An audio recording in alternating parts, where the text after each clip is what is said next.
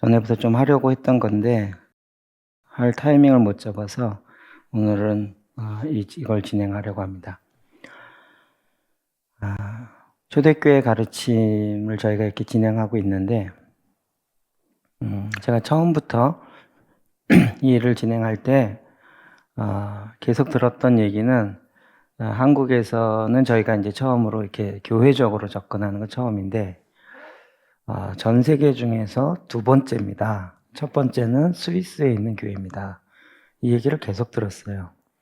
그래서 한번 기회가 되면 좀 가야 되겠다, 가봐야 되겠다 이런 생각이 들었고 작년 5월에 이 교회를 가게 되었어요. 갔다 와서는 좀 저희가 정리하고 또 여러 가지 일들이 모여 있어서 나눔할 수는 없었는데 이제는 좀 해야 될 타이밍이 된 것 같습니다. 자, 먼저 말씀을 좀 보겠습니다. 예레미야 6장 16절에서 18절까지 말씀. 예레미야 6장 16절에서 18절입니다. 같이 말씀을 좀 읽겠습니다. 여호와께서 이와 같이 말씀하시되 너희는 길에 서서 보며 옛적 길 곧 선한 길이 어디인지 알아보고 그리로 가라. 너희 심령이 평강을 얻으리라. 하나 그들의 대답이 우리는 그리로 가지 않겠노라 하였으며 내가 또 너희 위에 파수꾼을 세웠으니 나팔 소리를 들으라 하나 그들의 대답이 우리는 듣지 않겠노라 하였도다. 그러므로 너희 나라들아 들으라. 무리들아 그들이 당할 일을 알라. 네. 스위스 야호 교회를 갔다 온 이야기라 무슨 선교 보고하듯이 연가 보고하듯이 있었던 것들을 좀 보여드리고 그것을 통해서 우리에게 지금 주는 메시지가 뭔가 이런 것을 제일 나중에 좀 나눠보려고 합니다. 스위스, 우리에겐 좀 막연하죠. 스위스. 유럽부터 봐야 됩니다. 유럽 지도부터. 유럽 지도 이렇게 돼 있어서 지금 색깔별이 다 나라별로 구분해서 색깔을 해놨어요. 그래도 이렇게 보면 되게 어디가 어딘지 잘 모르겠죠. 한국어로 된 거 보니까 한국어로 돼 있는 게 있었어요. 유럽이 되게 나라가 많은 것 같지만 사실 이렇게 큰 나라, 땅이 큰 나라, 우크라이나 지금 전쟁하고 있는 그 옆에 붙어 있는 폴란드, 그리고 독일, 프랑스, 스페인 이렇게 5개가 쭉 크게 좀 둘러 있고 이제 영국 위에 이제 있고 그리고 이제 우리가 잘 아는 이태리, 그리스 그리고 그 안에 이제 동유럽이라고 얘기하는 이쪽, 그다음에 이제 서유럽 이렇게 돼 있죠. 스위스는 잘 안 보이죠. 이제 표시를 했는데 요거 하늘색으로 돼 있는 보이시나요? 빨간색으로 돌아가는 굉장히 작은 나라예요. 스위스 그러면 우리에게 유명한 거 몇 가지 있어요. 알프스 소년부터 시작해서 요들성이라든지 또 스위스 뭐가 유명하죠? 시계, 스위스 시계. 그리고 또 찾아보면 은근히 많아요. 알프스 산맥이 있어서 그 융프라우 산맥이 쫙 있어서 거기서 나오는 자연 경관의 아름다움. 그래서 막 여행지의 꽃이라고 얘기하는 스위스 그 조그만 데를 이렇게 찾아보면 이렇습니다. 그 안에 많은 도시들이 있고 이렇게 호수처럼 물이 고여 있는 데 많은데요. 개관을 좀 알아야 됩니다. 스위스는 수도가 우리 수도보다 다른 데가 더 유명한 게 많아서 제네바라든지 뭐 이런 거라고 생각하는데 베른입니다. 베른. 베른은 여기 있어요. 여기. 근데 보시면 이쪽에 서쪽으로는 프랑스랑 연결돼 있어요. 여기죠. 프랑스랑 연결돼 있어서 이쪽 국경에 있으신 분들은 스위스 언어가 있는데 프랑스어를 더 많이 써요.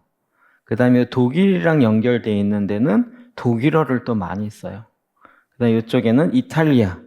여기 이제 체르마트에서 이게 아까 뭐죠? 알프스 산맥이 이렇게 쫙 있기 때문에 여기랑 여기랑 또 굉장히 좀 다른. 그 다음에 이쪽 이제 오스트리아. 그래서 4개 나라랑 국경을 같이 하고 있는데, 그래서 언어가 프랑스, 이탈리아어, 독일어, 그리고 스위스어. 언어가 되게 많아서 봤더니 학교 들어가면 프랑스어랑 독일어를 다 배워요. 그다음 스위스어 배우고 영어 배우고. 국경 면적은 우리나라의 약 0.187배 정확하게 약 20%밖에 안 돼요. 우리나라 면적에 5분의 1밖에 안 돼요. 그러니까 되게 작죠. 세계 인구도 세계에서 100위에 해당되는데 약 1000만 명이 안 돼요. 우리나라가 지금 5천만 명 된다. 북한이 지금 2천만 명, 2,200만 명 이렇게 얘기하는데 북한보다도 인구가 작죠. 근데 GDP가 되게 높아요.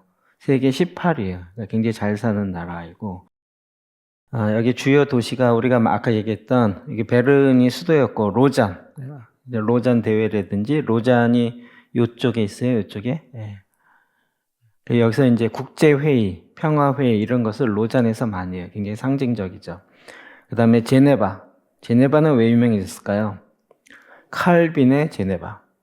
우리 장로교는 칼빈 모르면 간첩이잖아요. 칼빈이 제네바를 프랑스 사람인데 이 제네바에서 종교개혁을 하게 되면서 여기 있네 여기. 제네바 아래쪽에. 여기 호수를 끼고 있어갖고 되게 아름답다 그러더라고요. 취리히가 요 위쪽에 있고요. 제가 갈 때 취리히 공항에 내려서 이제 이 스위스 교회를 갔는데 스위스 교회는 비엘이라는 곳인데 여기 빌이라고 쓴 욕이에요. 빌. BL인데 그냥 줄여서 빌이라고 쓴 것 같아요. 근데 우리가 잘 아는 것처럼 스위스는 중립국가예요. 공산주의도 아니고 민주주의도 아니고 중립국가. 가서 이제 우연찮게 스위스에 사는 분하고 잠깐 얘기하면서 대화를 했더니 저한테 묻더라고요. 어디서 왔냐고. 한국에서 왔다니 북한이냐 남한이냐 묻더라고요. 거기는 북한이 더 가까워요. 우리랑 수교가 있지만 북한에서 유학을 가면 김정은이 거기서 유학했다는 걸 스위스 사람 다 알아요.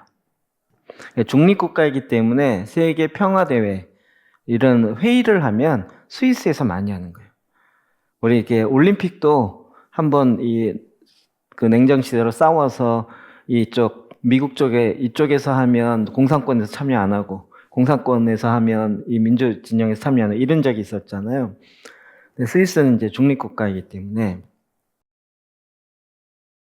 이런 스위스의 개관이 있어요. 이러는 가운데 유럽 기독교에 대한 먼저 전반적인 배경인데요. 이걸 제가 인터넷 연결해서 보여드리려고 했는데 여기서 지금 작동이 안 돼요. 실제로 좀 보셔야 감이 올 것 같아요.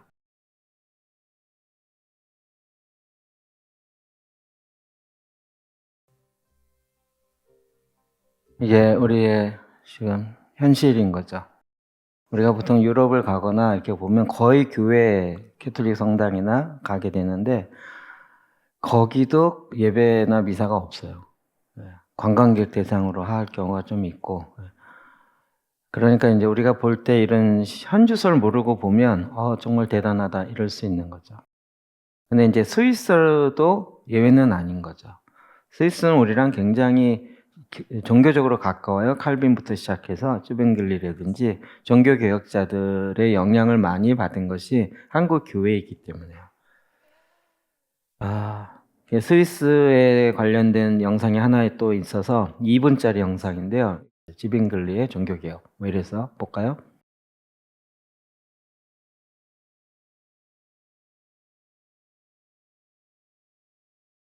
이거 4년 전 뉴스입니다. 4년 전 뉴스요. 그래서 이 영화가 나왔는데 안 봐요, 사람들이. 그렇잖아요. 우리나라도 종교 영화 나오면 관심 별로 없죠. 별 보지도 않고 또 이걸 통해서 젊은이들에게 이렇게 하려고 하는데 젊은이들에게 어필이 안 되는 거죠. 그래서 제가 스위스 올 때 취리 들려서 왔기 때문에 취리의 이 찌밍글리 교회가 가까워요. 그래서 거긴 한번 꼭 장로교 목사로서 가봐야 된다. 그런데 마침 저희가 묵었던 호텔이랑 걸어서 갈 수 있었고 실제로 갔어요. 그 건물이 찌밍글리가 목회했던 교회입니다. 정문도 있는데 지금 연문으로 이렇게 해서 이제 들어오는데 굉장히 웅장하죠. 그 안에 이제 앞에 보면 이게 캐톨릭 교회였는데 그거를 개신교로 바꾼 거거든요. 캐톨릭 교회 하면 앞에 이제 제대라 그래서 이제 우리 강대상처럼 이렇게 딱 하고 그 뒤에 스테인드 글라스인데 이게 이제 500년 된 스테인드 글라스예요. 앞에 있는 거, 그 다음에 뒤에 있는 쪽에 스테인드 글라스는 그 다음에 이거는 만든 지 얼마 안 돼요. 굉장히 현대적이죠. 굉장히 스테인드 글라스가 진짜 무슨 그림처럼 이렇게 돼 있잖아요.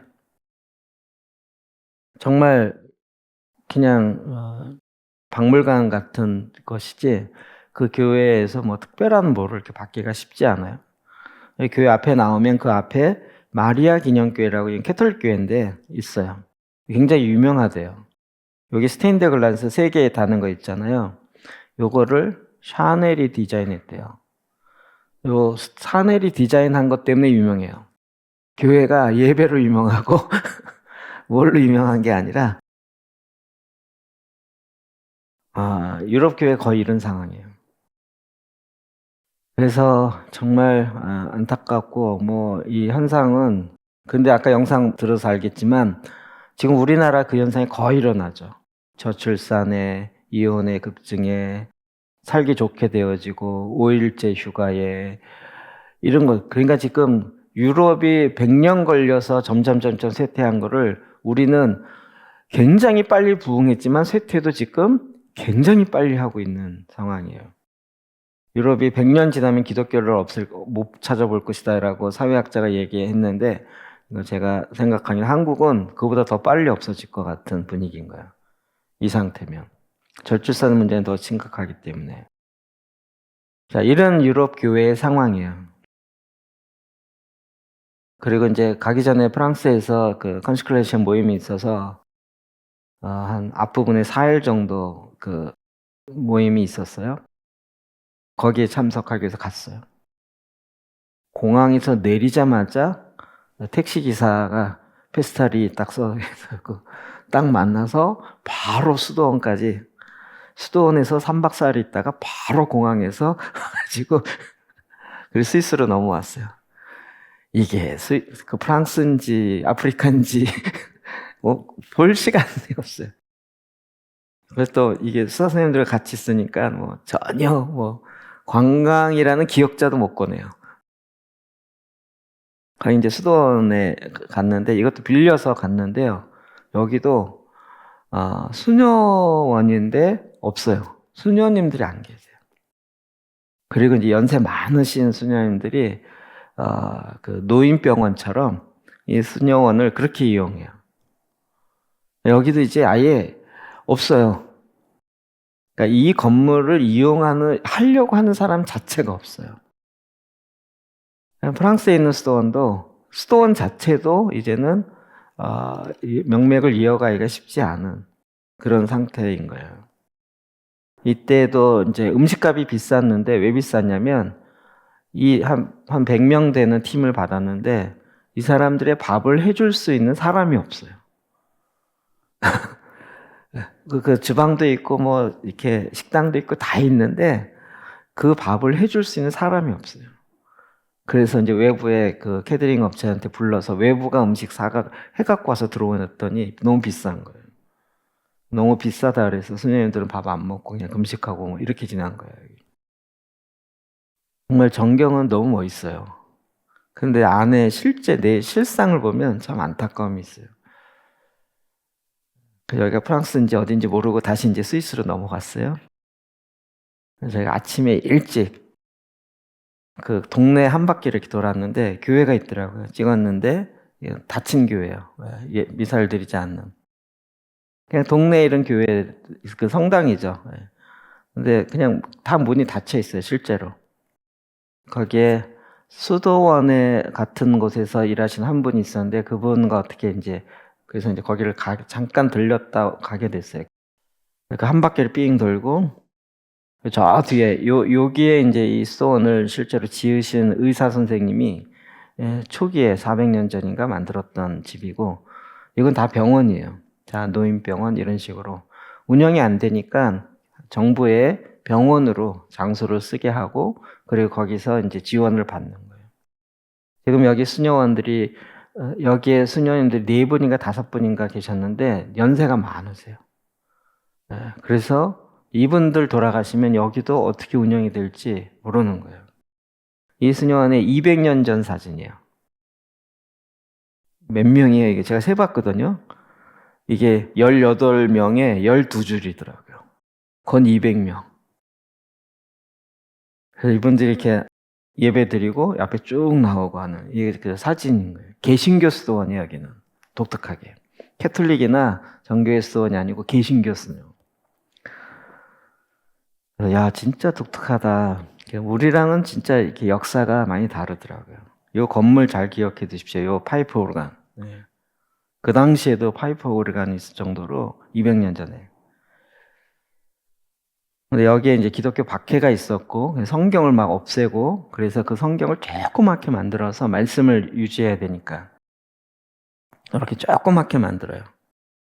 여기 있는 요 조그만 거 있잖아요. 요거 하나, 둘, 셋, 네 권. 하나, 둘, 셋, 네 권. 이렇게 이제 요걸 다시 이렇게 재현해서 여자들 머리 이렇게 해서 그 똥머리라 그러죠. 이렇게 뭔가 그 속에다 이 성경책을 넣고 그래서 그 말씀을 이렇게 가지고 도망 다니면서 보고 이랬던 거예요. 박해 시대. 그러면서 말씀을 지켜왔던 그거를 이제 재현해서 만드는 거예요. 이 스톤에서. 그래서 그걸 기념품으로 이렇게 팔기도 하고 한 사람이에요. 그 당시에 써온 그 사진들 이렇게 있어요. 그 시설을 쭉 돌아보는데 아까 봤던 파이프 오르간 보이시나요? 네, 거기 리모델링을 싹 했어요. 너무 괜찮아요. 여기에 숙소도 있고 도서관도 있고요. 이분이 이번 여름에도 오실 건데요. 그때 저보고 뭐라 하냐면 일로 휴가 오라고. 자기가 한 달이든 두 달이든 한국 목사님으로 온다면 얼마든지 빌려주겠다고. 저 휴가 가겠습니다. 예, 예. 얼마든지 오라고. 제발 좀 와달라고. 이렇게 해놔도 오는 사람이 없어요. 그리고 어떻게 사용할지 이게 뭐 사람 자체가 없으니까. 자, 이러는 가운데 저희가 스위스 비엘에 있는 야후교회. 이 커뮤니티라는 단어를 이 교회는 더 즐겨 써요. 홈페이지인데요. 그러면 그 교회에서 하고 있는 것들이 이렇게 쭉 들어가서 이제 볼 수 있고, 이 안에 들어가면 나중에 이제 이렇게 볼 수 있어요. 패밀리 캠프도 하고, 그다음 월십도 있고, 월십하는 예배 순서 이런 것도 있어요. 이거 나중에 한번 보여드릴게요. 한 개만. 유튜브로 해서 볼 수도 있고요. 그래서 여기서 하고 있는 그 프로그램이 마스터스 커미션이라는 프로그램을 진행을 하고 있어요. 지금 젊은이들 17세에서 24세까지, 그러니까 대학생 초기까지 요리를 보면. 자, 그래서 이 교회의 역사를 조금 아는 게 필요한데요. 독특한 역사를 갖고 있어요. 개신교예요. 신부라고 돼 있지만 개혁교회, 리폼드 처치예요. 여러분 우리가 장로교에서 여러분 리폼드 처치라는 얘기 많이 듣지 않았어요? 네덜란드의 아브라함 카이퍼의 종교개혁이 아니라 아예 개혁신학, 개혁주의 신학. 그래서 저희가 신대원 다닐 때 아브라함 카이퍼의 개혁주의 신학을 많이 이야기해요. 그래서 우리 교단 안에서 이야기할 때 칼빈의 종교개혁과 그 다음에 아브라함 카이퍼의 리폼드 처치, 개혁신학, 그 다음에 청교도 정신, 이것을 장점을 뽑아서 우리 교단을 만들었다. 이런 얘기를 많이 하거든요. 이 개혁교회 소속이에요. 리폼 처치요. 74년에 이때 이제 미국에 어떤 일이 일어나냐면 지저스 무브먼트라는 운동이 일어나요. 지저스 운동, 예수 운동이라고 하는. 미국 교회에 이게 70년대에 일어나서요, 전 세계에 영향을 미쳐요.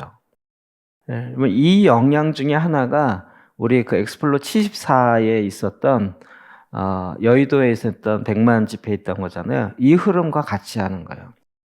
빌리그레암 목사님만 이렇게 떠 있는데 그 당시에 미국에, 그래서 지금 미국의 종교 지도자들, 기독교 지도자들이 이때 회심한 사람이 되게 많아요. 지저스 운동으로 인해서. 그리고 이제 갈보리 채플 이런 데도 다 이 지저스 무브먼트의 영향이에요.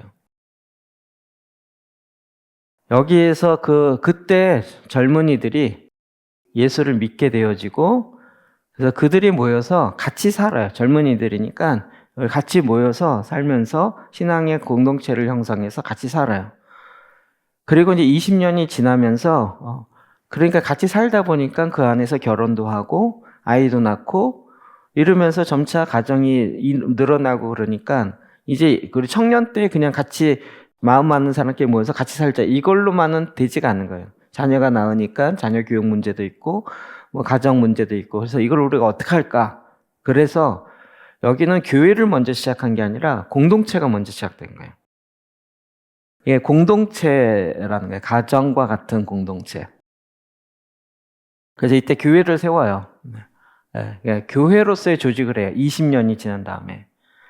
그리고 나서 2년이 지난 다음에 자기네가 지금 하고 있는 것을 하는데, 이때 놀랍게 이때 담임 목사님이 예수전도단이랑 연결해요. 유럽에 있는 예수전도단이랑. 그래서 예수전도단 그 센터랑 조금 거리가 있긴 하지만 굉장히 가깝게 지내면서 그 젊은이들과 굉장히 긴밀하게 연결하고, 여기에 있는 그 월터 목사님이라고, 이분이 예수전도단의 초기 멤버랑 같이 사역하면서 지금 유럽의 예수전도단 전체 리더가 링그린이라는 분인데, 이분이랑 아주 막격한 관계예요. 그러면서 이때에 국제대회를 이집트에서 하게 되는데, 그 이집트에서 하는 데의 강사가 마카리우스였어요. 그래서 그것을 하나씩 이제 초대 교회를 배우기 시작해요. 그리고 이제 1년이 지난 다음에 학교 협동조합 비회를 세워요. 우리를 얘기하면 교회 내에서 대안학교를 세워요. 이미 스위스도 국가가 전체를 장악하고 하다 보니까 학교와 교회를 정부 예산으로 다 하죠. 근데 이제 정부 자체가 이제 성향 자체가 바뀌어지기 시작하면서 학교에 있는 교육 프로그램으로 가리키는데 학교 교과서가 바뀌는 거예요. 그래서 학교에서 동성애 가리키게 되어지고 학생 인권 가리키게 되어지고, 이게 오늘날 우리나라만의 문제가 아니라 유엔에서 지속적으로 해오던 일이에요. 그래서 이거를 거부하면 유엔과 관련돼서 일을 못하도록 전 세계적인 흐름으로 이게 지금 가고 있는 거예요.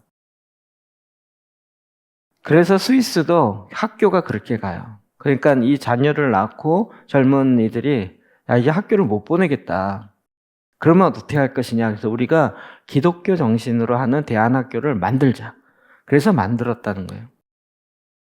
그런데 이게 그 당시에는 초기였기 때문에 굉장히 오해를 많이 받고 정부가 박해를 많이 했어요. 너희들 그렇게 하면 지원 안 해준다? 근데 결국은 지원을 안 받기로 했어요. 그리고 교회도 지원을 안 받기로 했어요. 정부로부터 지원이나 목사님 사례 지원이나 이런 거를 아예 안 받고 그냥 우리들 자체 헌금과 자체로 하겠다. 그래갖고 거꾸로 그 스위스 사회 내에서 이단이다, 이상한 교회다, 이런 식으로. 그리고 아이들도 진짜 뭐 이단 집단 공동생활하는 그런 것처럼 그렇게 키운다 그래갖고 굉장한 많은 박해와 오해를 받았어요. 근데 그것뿐만 아니라 그 젊은이들이 같이 사업을 하면서 비즈니스와 이 교육 커뮤니티를 만들면서 그런 사업을 또 교회적으로 또 이 청년들이 공동체적으로 같이 하기 시작한 거예요.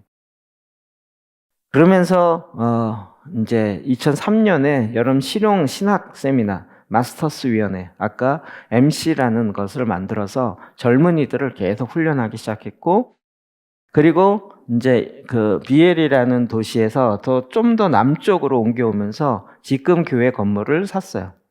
이게 교회 건물이 아니고요. 그냥 일반 공장 같은 거였어요. 약간 홈페이지였고요. 이렇게 돼 있어요. 교회 같지 않죠. 그냥 원래 공장이었어요. 그냥 창고 공장 같이. 근데 여기가 지금 그 공장을 개조한 예배당. 요 앞에 요게 공동 생활하는 숙소. 이게 빌라처럼 돼 있어요. 아파트처럼. 여기서 같이 살면서 예배도 드리고, 요 뒤쪽에 있는 요 건물이 요 하얀 쪽, 요 반 정도는 대안학교고, 그 왼쪽에 있는 거는 이제 그 사업을 하는 학교예요. 사무실들이요. 그래서 자기네 교회의 스피릿이 이 세 개의 스피릿을 다 담고 있어요. 그래서 예배와 삶과 사업이 일터가 하나가 돼야 된다. 거기에 맞는 건물과 그 구조로 간 거예요. 굉장히 중요한 얘기입니다. 예배당 아닙니다. 아까 그 창문 이렇게 된 거 있죠? 이게 낮인데 환하고 여기 불빛 이렇게 켜 있고, 그리고 보면 이제 이때가 5월 달이라 부활절기 지난 다음이라 부활절기를 진행하고 있어서 이걸 다 이제 그 부활절기에 맞게 하얀색으로, 그 십자가 주변에도 하얀색이고 여기도 하얀색이고 이제 초도 이렇게 놓고 이쪽에도 하얀색이고 이렇게 심플하게 부활절 장식을 이렇게 해놨어요. 이건 주일날 예배예요. 주일날 예배니까 여기도 아이들을 앞으로 나오게 해서 아이들 축복하고 축복 끝나면 지하로 내려가서 아이들 주일학교 이제 진행하고, 여기 아까 보시면 요 뒤에 계신 분들은 요 분들이 우크라이나에서 오신 난민이에요. 중립국가니까 우크라이나에서 와갖고 여기서 한 100여 명 정도가 같이 이 교회에서 그분들을 받아들여서 공동생활하기 때문에 같이 이렇게 살면서 도와주면서 이분들 지금 훈련을 하고 있더라고요. 100명 받지 못하는 것에 대해서 좀 아쉬워하더라고요. 자기네 규모가 그렇게밖에 안 된다고 그러면서.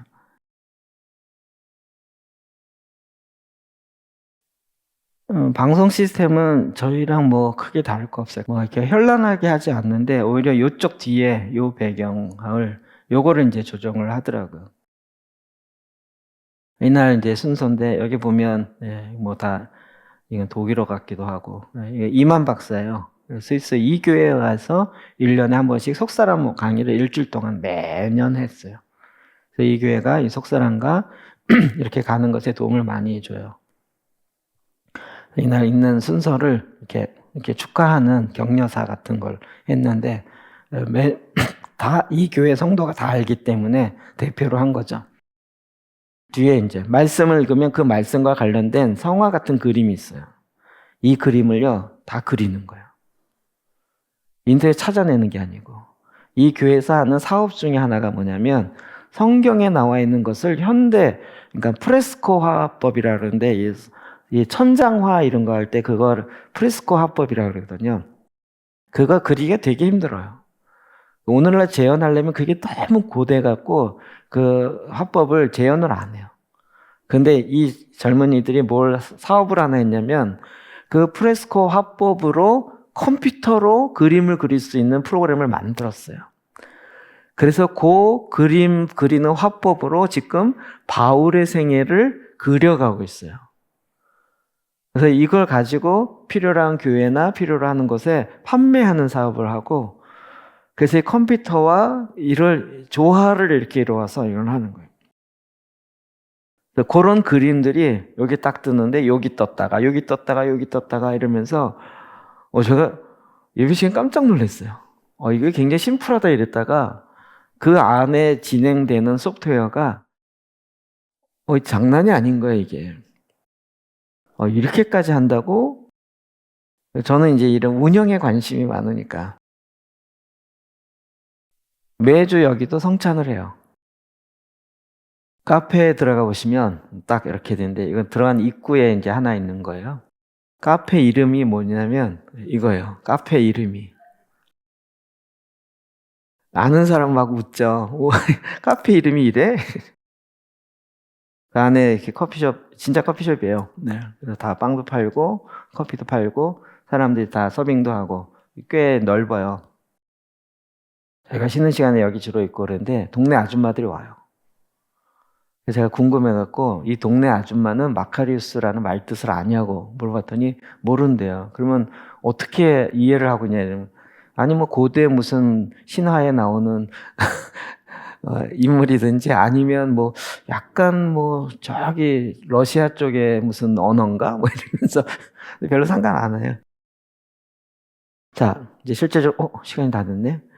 스위스 비엘의 야후 리더십들인데요. 이건 홈페이지에 있는 걸 제가 다운받았어요. 홈페이지였나? 브로셔였나? 하여튼. 자, 요 분이 월터 목사님이라고요. 요 분이 담임 목사님이세요. 65세였어요, 그때. 그리고 앞에 계신 분이 사모님이에요. 그 다음에 요 크리스토퍼라고요. 요 분이 뒤에 계신 분인데, 이분이 이제 유럽 IM에서 킹스 키즈 전체 디렉터였어요. 어린이 사역, 우리나라도 킹스키즈라는 어린이 사역이 있거든요. 그 전체 디렉터 하시다가 둘이 워낙 친구세요. 아까 했던 지저스 무브먼트 때 같이 예수 믿어가지고 같이 시작했던 분이세요. 초기 멤버. 제가 이분 집에 묵었어요. 이분 집에 묵어서 그냥 이렇게 게스트하우스처럼 집을 오픈해줘서 하는 게 이 교회 성도들은 다 그게 돼 있어요. 다. 그래서 오는 사람들 다 각자 성도 집에 묵게 해요. 2명, 3명씩 한 집에 이렇게 다 보내요. 저희가 건 한 60명에서 80명 정도 사이로 갔는데 그 사람들을 다 홈스테이를 시켜주더라고요. 무료로. 요분이 기도 담당자예요.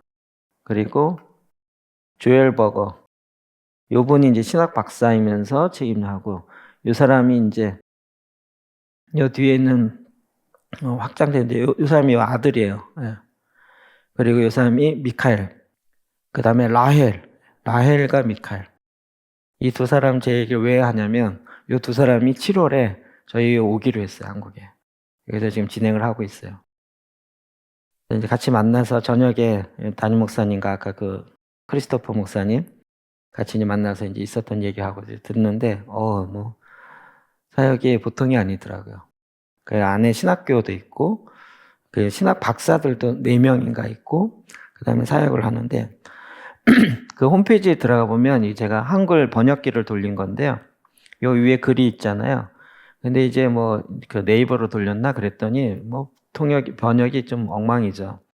그 대충 보니까 우리는 전례와 예배 실천은 교회 절기를 향하게 합니다. 무슨 말인지 여러분 아시겠죠? 이 교회가 구원의 절기에 따르는 그 절기의 삶을 그 교회 안에 집어넣어놨어요. 근데 구원의 절기다, 뭐 초대교회다 이런 얘기보다 그냥 자연스럽게 교회 안에. 여기는 초를 켰잖아요. 이게 어떤 사진이냐면 성탄절에는 교회 협동조합의 학생들, 아까 그 대안학교, 거기 있는 학생들이 예배를 인도해요. 그리고 그때 성탄과 관련돼서 그림자 극장, 뭐 찬양, 드라마 이런 것들. 근데 이게 뭐냐면 그 학교에 이런 팀들이 다 있어요. 예수전도단의 DTS 과정 같아요. 그걸 다 홈스테이 시키면서 10개월 동안 얘네들 그런 훈련도 시킬 뿐만 아니라 중요한 건 8개의 방송국이 있다는 거예요. 유튜브 전문 채널을 8개를 갖고 있어요. 그게 아까 홈페이지에 연결된 거예요. 아까 얘기했던 아트, 미술, 음악, 그 다음에 이런 비즈니스, 컴퓨터 비즈니스. 그래서 그 다음에 이런 스튜디오, 이런 거 소개하는 거, 이런 거를 그 아까 건물 안에 다 갖고 있어요. 그래서 교회의 이런 행사들을 일반 교회들도 할 수 있도록 그런 걸 창의적으로 만들고 그런 걸 나눠주고 필요한 건 또 주문을 받으면 그걸 이제 경비를 받고 이제 만들어주고 이런 사업을 아예 같이 하는 거예요. 그러니까 비즈니스가 이 교회 안에 공동체이기 때문에 같이 들어가 있어요. 제가 이걸 왜 강조하냐면요. 굉장히 중요한 부분이에요. 지금 우리 개신교 자체는 이 일반 직장과 각자 하는 사업은 완전히 별개잖아요. 각자 알아서 하는 거고 교회는 교회잖아요. 그러니까 이게 통합이 잘 안 돼요. 그 통합시키기가 되게 가능하리라는 것 자체가 어려워요. 근데 이 교회가 이게 아예 처음부터 그걸 통합하는 구조로 가기 시작한 거예요. 게다가 자녀 교육까지. 그러니까 이 전체를 통합시켰다라는 것 자체가 큰 충격이에요. 우리는 통합시킬 생각 자체를 안 하잖아요. 이 교회가 이렇게 지금 한 500명 정도 모이는데요. 유럽에서 개척한 지 50년 만에 500명이 됐다. 이건 기적 중의 기적이에요.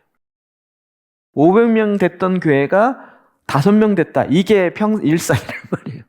이게 기본인데 이 교회는 개척해서 시작해갖고 50년 만에 지금 500명이 됐는데 그 500명이 그냥 우리 한국 교회처럼 500명 모이는 교회다 이런 얘기가 아니라 이 공동체를 이루어 가지고요. 실제적인 그 스위스뿐만 아니라 유럽에 이런 영향력을 미치는 교회가 되어 있는 거예요. 자, 여러분 아까 보셨던 아까 예배당이잖아요. 제가 설명 안 하고 슬쩍 넘어갔지만 아까 그 이 홈페이지에 보면 창의성이라는 거 있어요. 창의성, 크리에이티브. 댄스, 음악, 시각적 커뮤니케이션, 영화, 그림, 애니메이션 이런 것들을 이렇게 만들어요. 그래서 이거를 그 건물 안에다가 이렇게 이 창문 있었잖아요. 그 창문에 이쪽 보시면 이렇게 노란색으로 스테인드 글라스처럼 해놨어요. 4군데를 다 해놨어. 근데 색깔이 노란색, 파란색, 빨간색, 녹색 이렇게 달라요. 근데 나중에 설명을 듣는데 이게 이 교회의 스피릿이에요. 앞부분에 이제 예배와 형성돼서 빛과 관련되어진 것을 스테인드 글라스로 과거적 개념을 현대적 기술로 해갖고 거기다 이렇게 해놔서 그거를 건축 안에 넣어놨어요. 보기에 현대적이다 깔끔하게 해놨는데 이랬는데요. 안에 보니까 그냥 깔끔이 아닌 거예요. 그러니까 우리는 문화 따로, 삶 따로, 돈벌이 따로, 완전히 이렇게 따로따로 이렇게 갔다가 문화가 돈 되니까 또 이게 막 뭐 이런 개념이었잖아요. 그걸 아예 창조적 개념으로 이렇게 가져가요. 그리고 이 파란색은 봉사와 선교를 의미해요.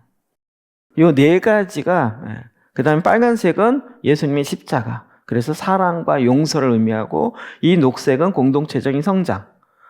그래서 이 교회의 4가지 스피릿이 이 그림으로 표현되어서 벽에 창문으로 딱 표현되어 있어요.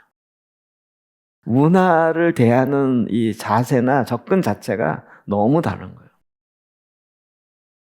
이게 번역이 잘못됐는데 훈장이 아니라 이분들이 데코레이션 팀이에요.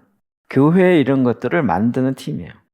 아까 그 대안학교 있죠? 1층에서 그 4층인가까지 이렇게 올라가는데 계단이 천지창조부터 마지막 주님 오심까지 계단에 이 벽 있잖아요. 이게 그림으로 이렇게 이미지 따닥 돼 있는데 9.11 사태도 들어가 있고요. 현대 그림까지 해서 대표적인 다 있어. 올라가면서 보면 무슨 사건이다 무슨 사건이다 이게 다 알 수 있도록 계단 올라가면서 그렇게 하도록 그 계단의 벽이 돼 있는데 아주 깔끔하게 조잡하게 무슨 그림 그린 게 아니고 진짜 예술 그림처럼 깔끔하게 해서 그 계단의 벽을 그렇게 4층까지 쫙 올라가서 돼 있어요. 이런 것들을 창조해내요. 그리고 그것을 만들어가고요. 그리고 교회에서 우리 교회도 이렇게 건축하고 이렇게 하고 싶다. 그러면 이런 팀들이 가서 해줘요. 그것도 사업으로 간 거예요. 돈을 벌으라는 얘기 차원보다 연결시켰다라는 거예요. 여기 있는 벽화, 그 다음에 각 절기에 쓰는 그런 장식품 이런 것들도 다 만들어요. 자, 저희가 예레미야 6장 16절에 18절의 말씀을 보았는데요. 옛적 길 곧 선한 길이 어디인지 알아보고 그리로 가라라고 예레미야 이야기를 하고 있어요. 이게 무슨 얘기냐? 옛적 길, 지금 우리 교회에 있어는 초대교회를 뿌리를 회복해야 된다는. 이 야후교회가 초대교회의 뿌리를 연결해서 그거를 교회적으로 접목을 했어요. 그게 이제 30년 된 거예요. 이분 30년뿐만 아니라 그 30년에 그 했던 열매와 이게 가시적으로 드드득 나타난. 그리고 그게 실제 교회 건물에까지 이게 다 이게 자연스럽게 연결돼 있더라고요.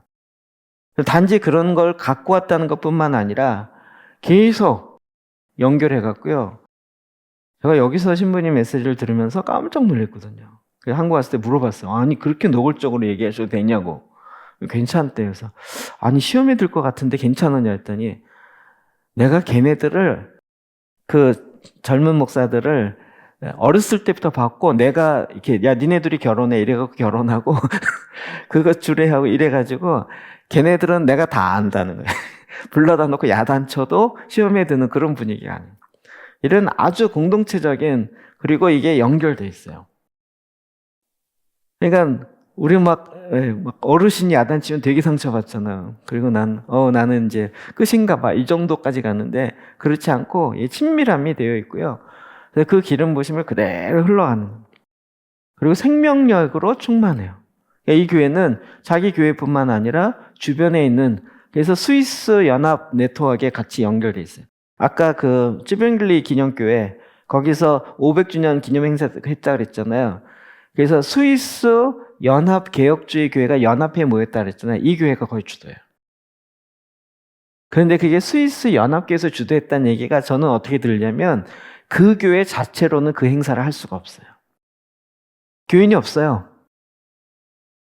그 연합해야 그나마 조금씩 있는 교회들이 모여가지고 그나마 그걸 할 수 있는 거예요. 근데 이 교회는 교회 자체가, 그래서 이 창조력, 이 교회 굉장히 창조력을 강조해요. 그러니까 젊은이들에게 그냥 신앙교육에서 비전 받고 그렇게만 훈련하는 게 아니라 너의 하나님 주신 거 갖고 어떻게 창조해서 이걸 너의 하나님 주시는 그 비전을 어떻게 직업으로 만들어내서 할 것인가를, 그러니까 벤처 비즈니스 하는 것처럼 새로운 없는 직종을 만들어서 그런 것으로 사업을 할 수 있도록까지, 그런 발판을 만들어주고 그런 걸 할 수 있는 사무 공간과 이런 걸 어드바이스 해주고 이런 작업을 교회가 같이 해요. 새 영과 새 마음을 부어주셔서 그냥 우리 마음만 새로워진다 이렇게 끝나지 않고 자기 생애 실제 그렇게 진행하니까, 그러니까 이 젊은이들이요 실제 그 교회 안에 항상 거주하고 자녀들은 대안학교에서 공부하죠. 자기는 그 옆에서 사업하죠. 공동생활하죠. 그러면서 실제를 이렇게 연결하고 있어요. 제가 보고 진짜 놀랐어요. 자, 그 16절, 17절에는 너희 위에 파수꾼을 세웠으니 나팔 소리를 들으라. 여러분, 이 교회가 수적 부흥에 집중하지 않아요. 정말 어떻게 하면 속사람 훈련시키고 영적인 훈련을 해갈 것인가. 그 교회 자체 내에서 10개월 동안 합숙하면서 할 수 있는 MC 프로그램이라는 거를 한다라는 거예요.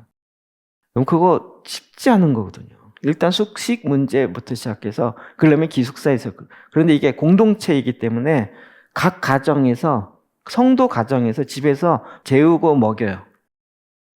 그 교회 사명으로 알고 성도들이 그냥 삶이에요, 삶. 교육비만 받아요. 스위스 물가 엄청 비싸거든요. 스위스에서는 먹는 거 사는 거 하지 말고 숨만 쉬어야 된다. 그 여행 가이드가 하는 얘기예요. 그리고 실제 그런 훈련을 해서 그냥 가르치는 게 아니고요. 삶을 살게 해요. 섬김을 배우게 해요. 그리고 교회에서 하는 그런 절기에 따르는 것을 이 학교랑 연결해서 실제 장을 다 만들고 하더라고요. 그러니까 이게 개인주의에 빠지거나 자기가 어떤 걸 하겠다 이게 아니라 공동체적인 접근을 아예 현장에서 배워가는 거예요. 이런 환경을 만든다는 게 굉장히 중요하거든요. 환경을 만든다고 만들어지겠어요? 그렇게 이렇게 숙박을, 홈스테이를 해줄 수 있는 그런 성도가 한 50명, 50개 교회가 가정은 되어야 이게 되는 거잖아요. 그게 쉽게 되지가 않아요. 그래서 종교 영역만, 교회에만 이렇게 머물지 않아요. 저는 개인적으로 왜 오늘날 기독교가 이게 무너져 있느냐. 중세부터 시작해 지금도 마찬가지인데 제가 계속 얘기한 것처럼 창조, 타락, 구속, 완성에 있어서 완성의 그림을 시도를 안 해요. 그러니까 타락과 구속 여기에만 머물러 있지 다스려라. 이 땅을 통치하고 다스려야 되는데 어떻게 다스리냐? 이 세상의 방식으로 잘 먹고 잘 살게 자꾸 이렇게 가는 거예요. 그렇게 가는 게 아니라 이 세상에 하나님이 주시는 그 말씀을 받아낼 수 있는 필요가 뭔지를 알고 그걸 계시적으로 받을 뿐만 아니라 그거를 창조적으로 만들어내야 되는 거예요. 이 교회가 그거를 같이 접목해서 하고 있는 거예요. 제가 깜짝 놀란 거죠. 그리고 네트워크를 하고 있는데 네트워크가 그냥 개신교만 네트워크 하는 게 아니라 진짜 캐톨릭, 정교회, 개신교 다 해요. 행사하면 그쪽에서 다 같이 와요. 종교 통합을 얘기하는 게 아니라 실제 그 영향을 주고 받고 있는 거죠. 그리고 현 세대에 맞게 접근하고 축복하는 삶을 실제로 살아가는 거예요. 저는 이렇게까지 하리라고는 생각을 못했어요. 아까 얘기했듯이 그렇게 해서 대안학교가 막 박해를 받다가 학교가 그렇게 바뀌었다라는 걸 부모가 스위스의 부모들이 나중에 알았어요. 이게 난리가 난 거예요. 야, 이거 어떡하냐. 우리 애들 다 이제 이상하게 되겠다. 그래갖고 이게 반전됐어요.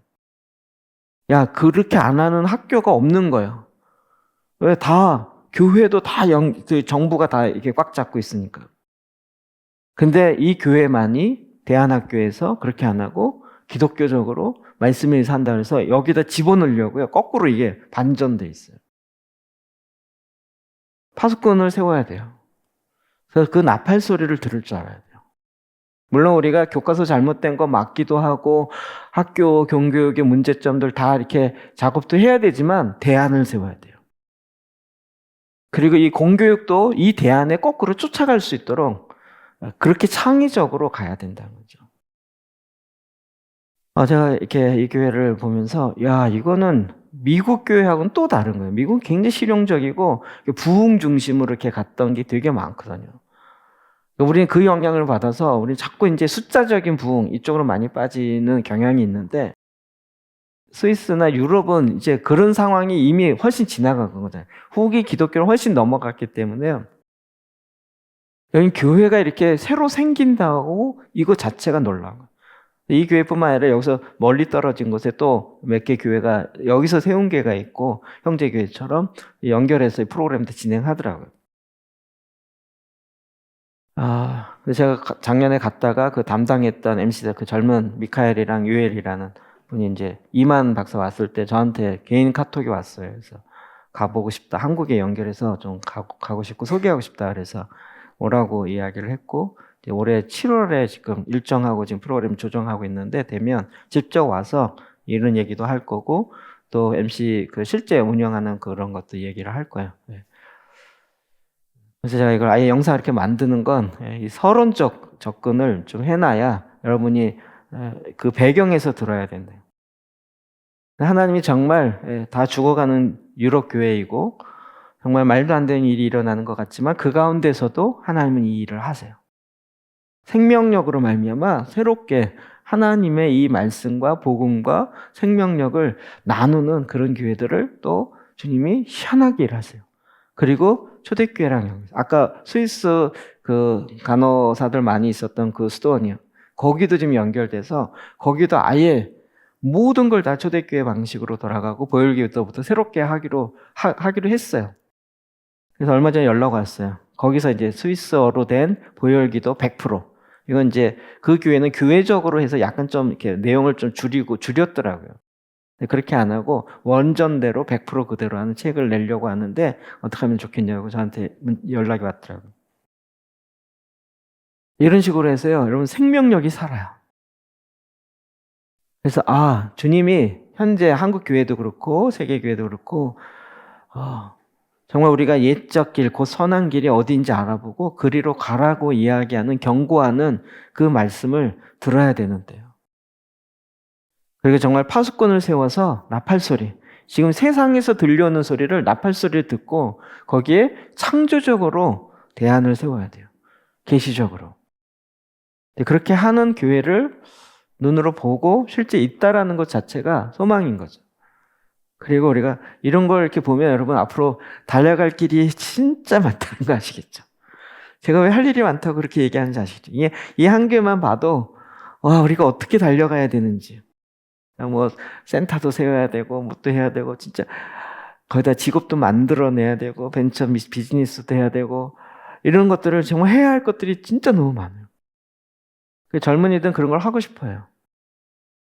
그냥 돈 많이 받는 직장이 아니라 의미를 알고 정말 내 젊음을 들여볼 수 있을 만한 가치가 있는 그런 걸 하고 싶어 하는 거예요. 근데 그런 데가 별로 없는 거예요. 그런 작업들이 우리가 지금 해야 될 작업이에요. 나는 이게 그건 난 못해요. 아니요. 주님이 새 영과 새 마음을 불어넣으셔갖고 하고 그렇게 새 초대교회의 원형의 모습을 우리에게 알려주시는 게 그냥 아니에요. 여기서 너희가 잘해서 잘 신앙 커라 여기서 끝나지 않는다는 이 시대를 향한 하나님의 경영, 하나님의 경륜을 이루고자 하는 준비 과정인 거죠. 그러니까 앞으로 달려갈 길이 너무 많은 거예요. 저와 여러분이 지금 우리가 하는 것이 많다라고 생각하지 마시고 지금 하나님의 구원 경륜을 마지막 때 특별히 이루어가야 될 대안을 만들고 그 작업들을 해가야 됩니다. 앞으로 계속 이렇게 달려갔으면 좋겠어요. 제가 신부님께 이야기했는데 이 교회는 이 교회에 맞게 그냥 알려준 거야. 맞게. 우리는 또 우리에 맞게 주님이 알려주시고 거기에 맞게 진행해 나가면 주님이 하실 줄 믿습니다. 기도하겠습니다.